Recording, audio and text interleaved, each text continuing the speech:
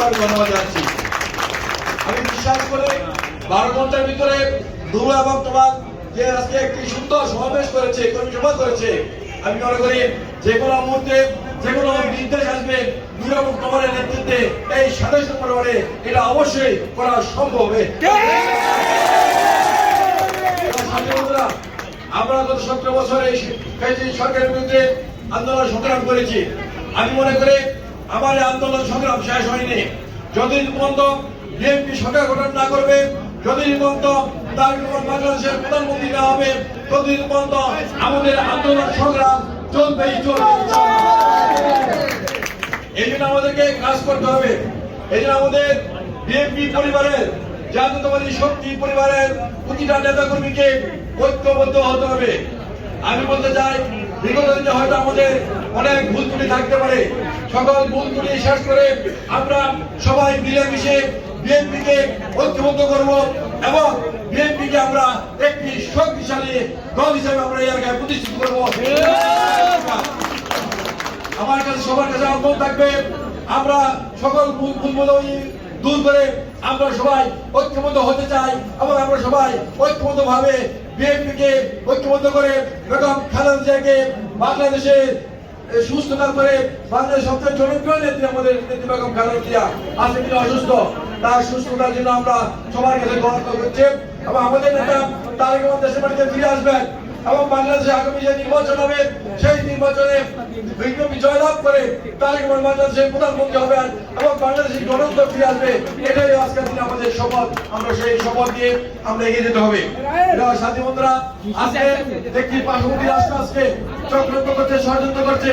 একটি পাশাপাশি রাষ্ট্র তাদের মিডিয়ায় প্রচার করছে বাংলাদেশে হিন্দু সম্প্রদায়ের উপর হামলা হচ্ছে, বাংলাদেশের মন্দির ভাঙা হচ্ছে। আমি মনে করি এটি একটি চক্রান্তমূলক কথা, এটা একটি চক্রান্তমূলক বক্তব্য। বাংলাদেশের গণতন্ত্রকে নষ্ট করার জন্য, বাংলাদেশের ভূমধ্যকে নষ্ট করার জন্য আজকে পার্শ্ববর্তী দেশ আজকে একটি চক্রান্ত করছে, ষড়যন্ত্র করছে। আমরা জাতীয়তাবাদী শক্তির প্রতিটি নেতাকর্মী ঐক্যবদ্ধভাবে তারেক রহমানের নেতৃত্বে সকল চক্রান্ত, সকল ষড়যন্ত্র প্রতিহত করে আমরা বাংলাদেশে গণতন্ত্র প্রতিষ্ঠা করবো। আগামী দিনে বিএনপিকে ক্ষমতায় প্রতিষ্ঠিত করবো, তারেক রহমানকে বাংলাদেশের প্রধানমন্ত্রী হিসেবে আমরা প্রতিষ্ঠিত করবো। এই প্রত্যয় ব্যক্ত করে সবাইকে আগামী দিনে এগিয়ে যেতে হবে। এবং আজকে একটি কথা বলতে চাই, আজকে একটি নতুন সরকার প্রতিষ্ঠিত হয়েছে। এই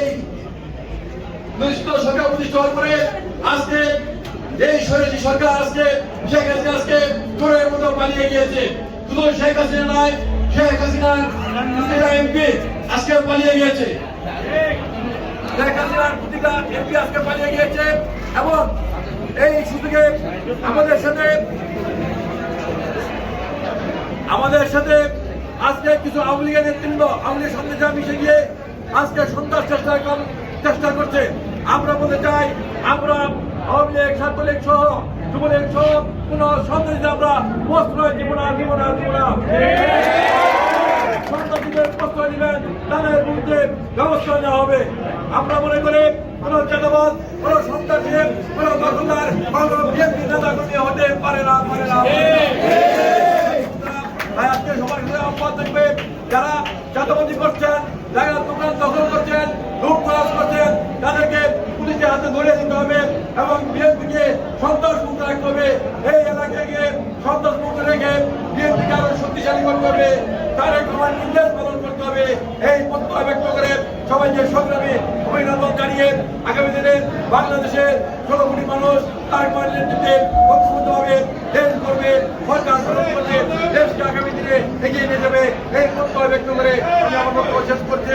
সবাইকে আন্তরিকভাবে ধন্যবাদ। দেশনেত্রী বেগম খালেদা জিয়া জিন্দাবাদ, আমাদের প্রিয় নেতা তারেক রহমান জিন্দাবাদ। আসসালামু আলাইকুম।